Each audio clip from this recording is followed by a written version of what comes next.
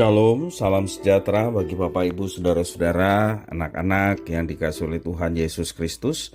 Berjumpa kembali bersama saya Pendeta Eka di dalam renungan firman Tuhan pada hari ini, hari Rabu 21 Desember 2022. Sukacita dan damai sejahtera dari Tuhan Yesus kiranya menyertai hidup kita sekalian, tentunya membawa kebahagiaan. Puji nama Tuhan. Sampai pada pembacaan firman Tuhan hari ini, yakni kitab Yeremia pasal yang ke-34. Kiranya firman Tuhan yang kita baca dan sebentar kita renungkan sungguh memberkati hidup kita sekalian. Baik, sebelum kita akan merenungkan bagian firman Tuhan hari ini, kita akan berdoa. Tuhan Allah Bapa di surga, di dalam Yesus Kristus, kami bersyukur atas kasih setia dan pemeliharaan Tuhan dalam hidup kami. Kami boleh mengalami penyertaan Tuhan, dan biarlah semua itu menjadikan kami semakin mengenal pribadi Tuhan, dan kami mau mewujud nyatakan dalam ketaatan kami akan kebenaran firman Tuhan. Mampukan kami untuk kami belajar, memahami, dan Kau juga menolong untuk kami dapat terapkan dalam hidup kami. Terima kasih Bapa, terpujilah nama-Mu, demi nama Tuhan Yesus kami berdoa. Haleluya, amin.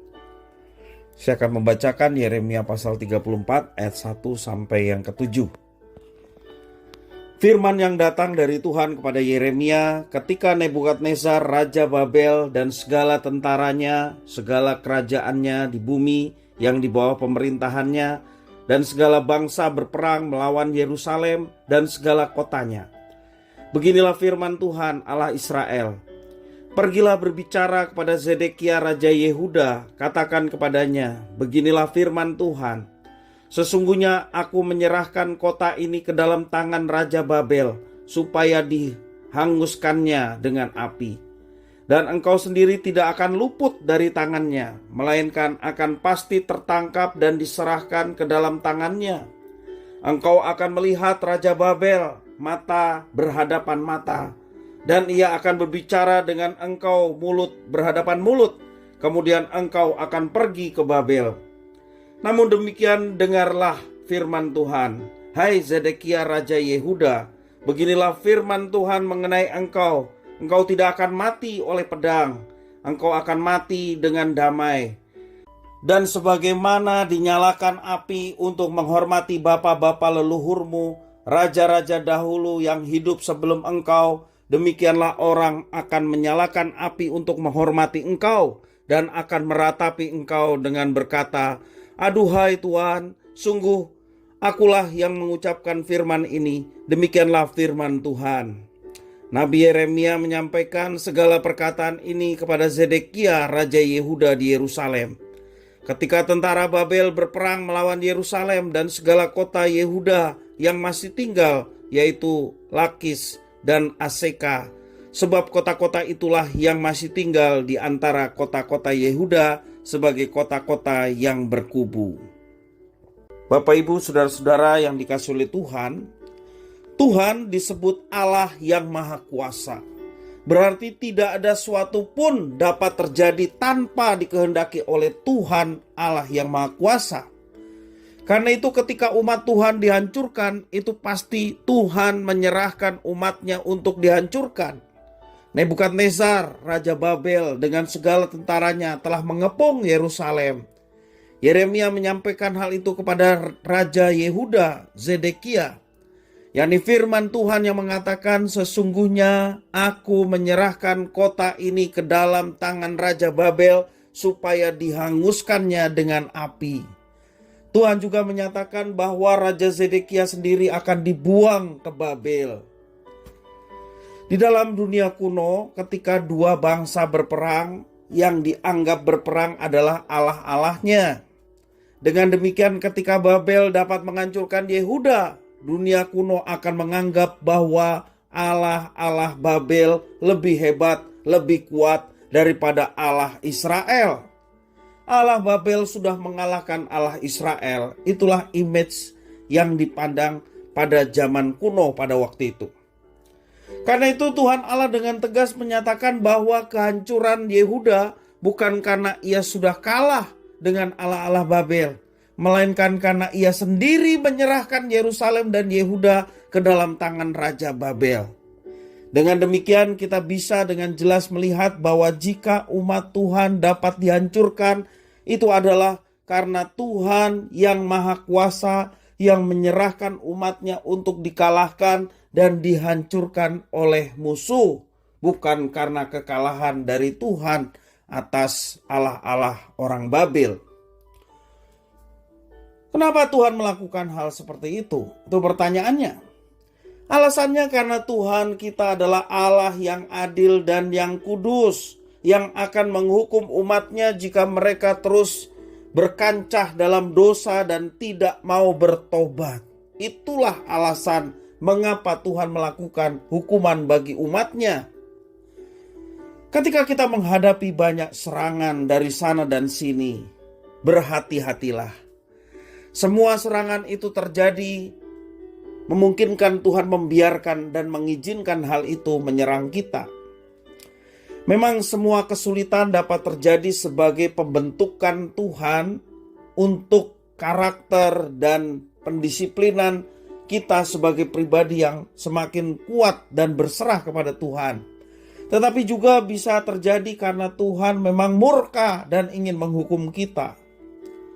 Karena itu ketika kita mendapat serangan, kita juga harus perlu bertanya kepada Tuhan, mengapa Ia mengizinkan semuanya ini terjadi?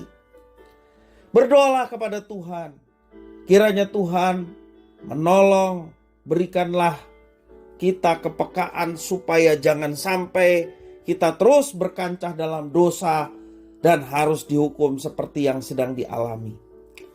Bapak Ibu saudara-saudara yang dikasihi Tuhan, mari kita senantiasa memiliki kepekaan ketika persoalan, permasalahan, serangan-serangan ada di dalam kehidupan kita.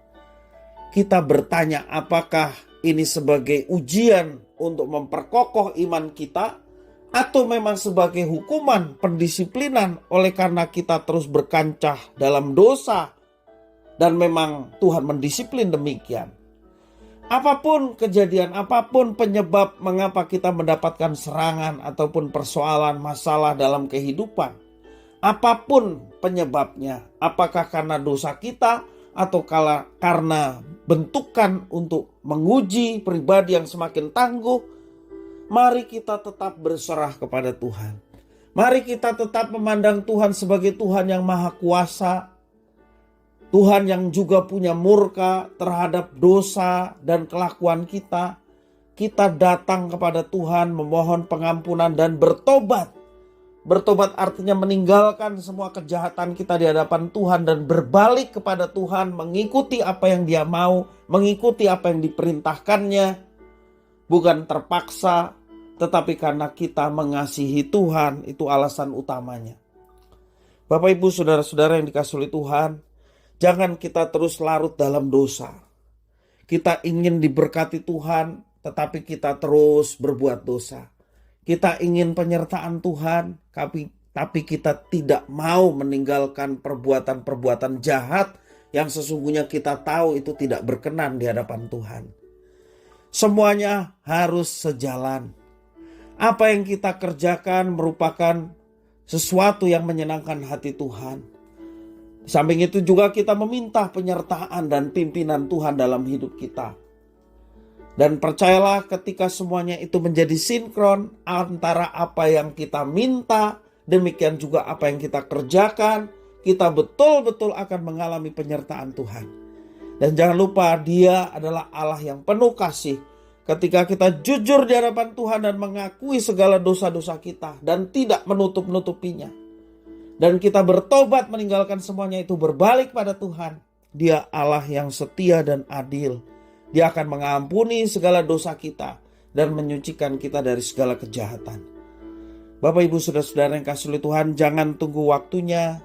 Ketika kita disadarkan oleh firman Tuhan, saatnya lah kita datang kepada Tuhan, mohon pengampunan, bertobat dan kembali kepada rencana dan rancangan Tuhan. Kiranya firman Tuhan memberkati kita. Tuhan Bapa di sorga, di dalam Yesus Kristus kami mengucapkan syukur dan terima kasih. Biarlah kebenaran firman Tuhan menguasai hidup kami. Kau menolong kami melalui Roh Kudus untuk kami senantiasa terus berjalan seturut dengan rencana dan kehendak Tuhan. Jauhkan kami dari segala perbuatan yang menyakiti hati Tuhan. Tuhan mengampuni kami dan menolong kami untuk lebih baik lagi. Terima kasih ya Tuhan, demi nama Tuhan Yesus kami berdoa dan bersyukur. Haleluya. Amin.